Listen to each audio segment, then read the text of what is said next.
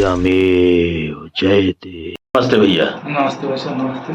आज आप ट्रस्ट के कार्यालय आए हैं। जी सर। आप हमें बताइए कि आपको यहाँ क्यों आना पड़ा। अब इसलिए आना पड़ा क्योंकि मेरी सिस्टर थी जो बड़ी, उनका मर्डर हुआ था, गला घोंट कर हत्या की गई थी। क्या नाम था उनका? शीला रानी, वो पत्नी ऑफ नंदराम। हाँ, कहाँ हुआ था मर्डर? बोखर गांव। बोखर में मर्डर हुआ था बोखर उनका? गांव, घर के अंदर। अच्छा, तो कब हुआ था मर्डर? लगभग 8 महीने को होने को है। आपने पुलिस में शिकायत की होगी? पुलिस में शिकायत की, हर जगह गए, एसपी साहब के FIR लिख गई होगी? FIR लिखी, सब कुछ हुआ। तो उस पर अभी कोई कार्रवाई नहीं हुई? कार्रवाई इसी हुई है, बस कार्रवाई ये कर रहे हैं, 19% कर रहा है, ये कर रहे हैं, जब तक अभी तक कोई कुछ इसका मालूम चला।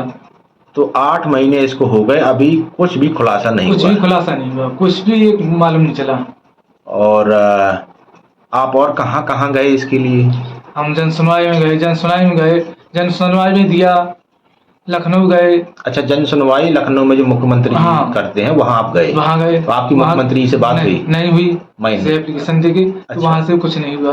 तो वहाँ से कोई काम नहीं हुआ? कोई नहीं हुआ। एसपी साहब के यहाँ हमीरपुर गए, DM साहब के यहाँ अभी सही लगाए थे, तो वहाँ जन सुनो उसमें दिया, उनको भी, और कोई कुछ नहीं हो रहा है। इसलिए आपके, तो आप हमारे ट्रस्ट में इसलिए आए हैं क्योंकि अब आपको यहाँ लगता है कि यहाँ कैसे काम हो सकता है, यहाँ काम हमारी मदद हो सकती है, इसलिए स्वामी जी के ट्रस्ट में हम आए हैं।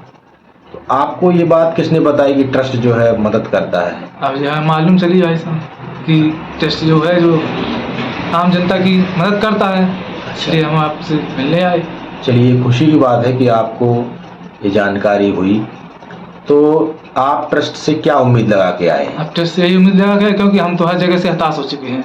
अच्छा, तब हम यही ट्रस्ट से यही उम्मीद चाहते हैं कि शायद हमारा कुछ खुलासा हो सके। मैं समझता हूँ कि आपकी बहन थी वो, आपकी पीड़ा को मैं समझ सकता हूँ, और 8 महीने से आप इंतजार कर रहे हैं।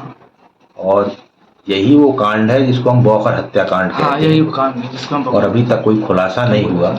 जो उम्मीद हम शासन से, प्रशासन से, न्यायपालिका से लगाते हैं, उन सब जगह आप होकर आए, लेकिन आपके साथ अभी न्याय नहीं हुआ। कोई न्याय नहीं मिल रहा। आपको ये तक पता नहीं चला कि ये घटना, दुर्घटना कैसे हुई, किस कारण बस हुई, क्यों की गई, ये तक मालूम नहीं चला।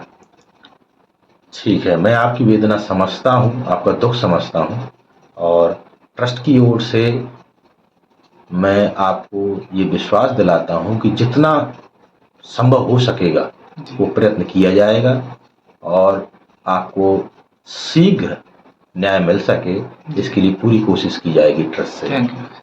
ठीक है जी।